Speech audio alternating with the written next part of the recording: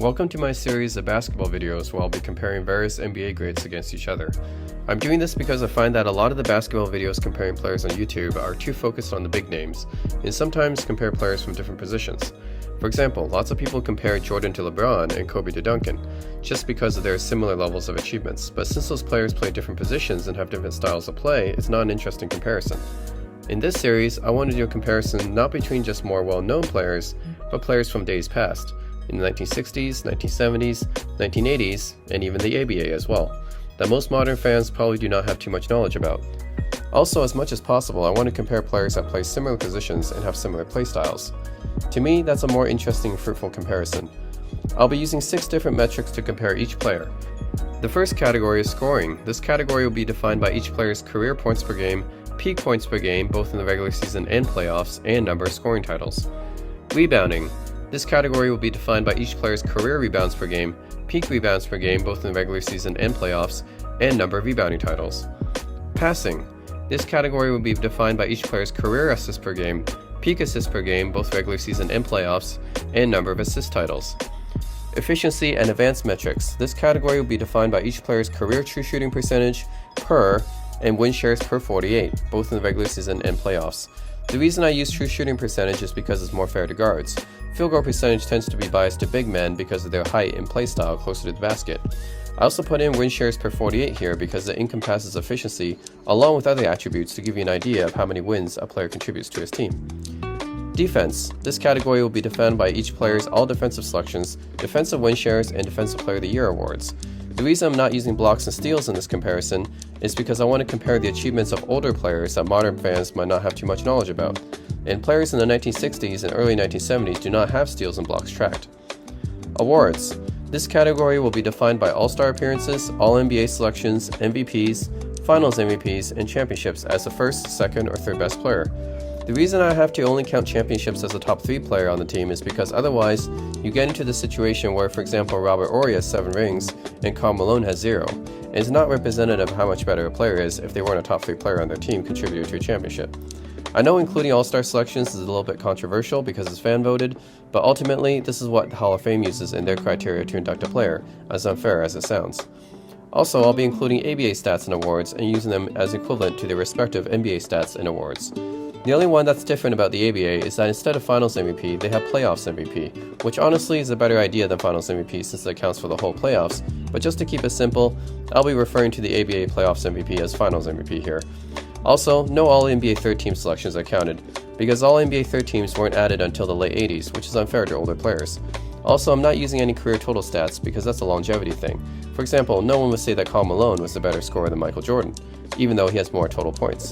And of course, this is only going to be my opinion from comparing the available metrics, since I have not watched most of these players live, or even been born when some of these players have been playing. And to keep it fair, I'm judging them based on how they did in their own era. No time travel or what if this NBA player played in today's era or the 1960s, none of that. I'll be strictly basing their stats and accomplishments within their own era against that era's competition, which makes the most sense to me. So I hope you guys enjoy this comparison video and hopefully learn something new from it.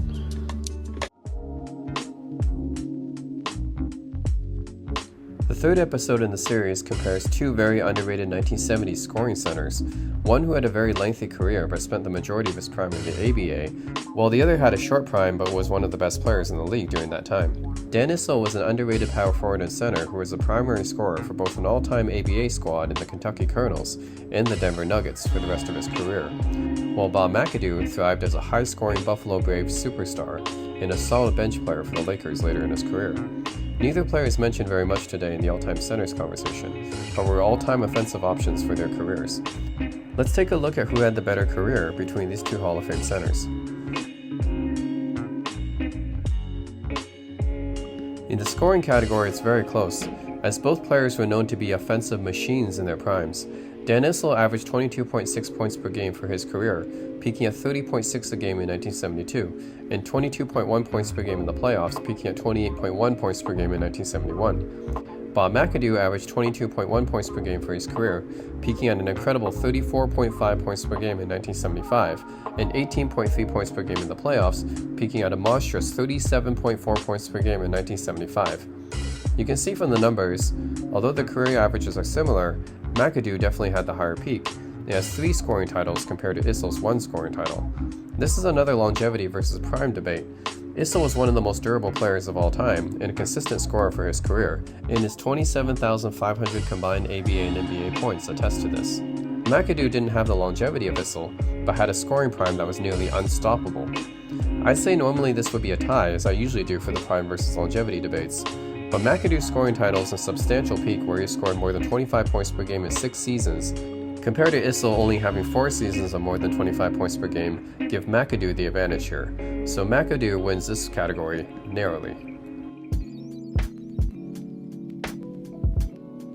The rebounding category is also incredibly close for these two 6'9" centers, as Issel averaged 9.1 boards a game for his career, peaking at 13.2 boards a game in 1971, and 9.4 a game in the playoffs, peaking at 12 a game in 1976, while McAdoo averaged 9.4 boards a game for his career, peaking at 15.1 a game in 1974, and 7.6 a game in the playoffs, peaking at an insane 15.1 rebounds per game in 1974. Again, the story here is similar as with scoring.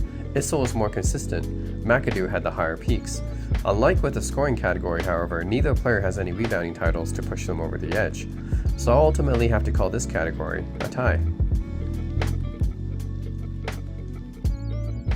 As with the other two categories, there's no clear winner in this category, as Issel averaged 2.4 assists per game for his career, peaking at 3.7 a game in 1978, and 2.1 assists per game in the playoffs, peaking at 4.1 a game in 1978.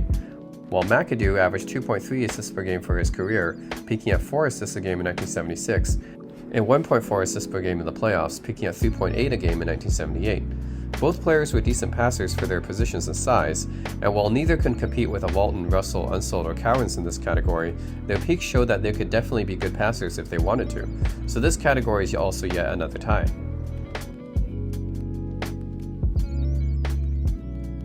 In the efficiency and advanced metrics category, it's also very close, as McAdoo and Issel both have similar true shooting percentages, as both were pioneering stretch bigs and atypical shooters for their position, who had more range than the other typical big men of their era. Both have similar PERs as well. However, Issel does take a fairly sizable lead in win shares per 48, which gives him the edge here, so I'll give this category to Issel by a small margin. In the defense category, both Issel and McAdoo were mediocre defenders, and this is reflected in the fact that neither had any all-defensive selections. And although Issel has a lead in defensive win shares, he also played almost 400 more games than McAdoo in his career, so it ends up being fairly even. So I'll have to score this category as yet another tie.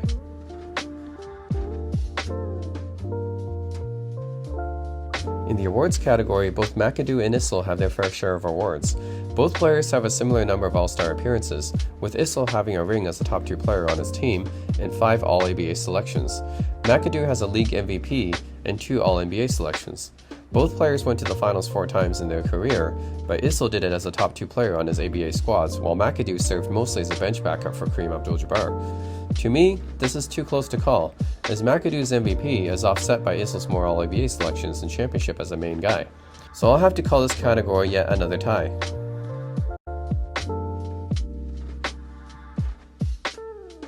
This has been one of the closest comparisons in this series. While McAdoo takes the scoring category by a hair, Issel takes the efficiency category by a hair. If I had to use a tiebreaker, I think all these categories are pretty close. But if push came to shove, I would say McAdoo will get the slight edge, as he had the higher rebounding and passing numbers during his peaks too. And you can make an argument that he was the more skilled player compared to Issel.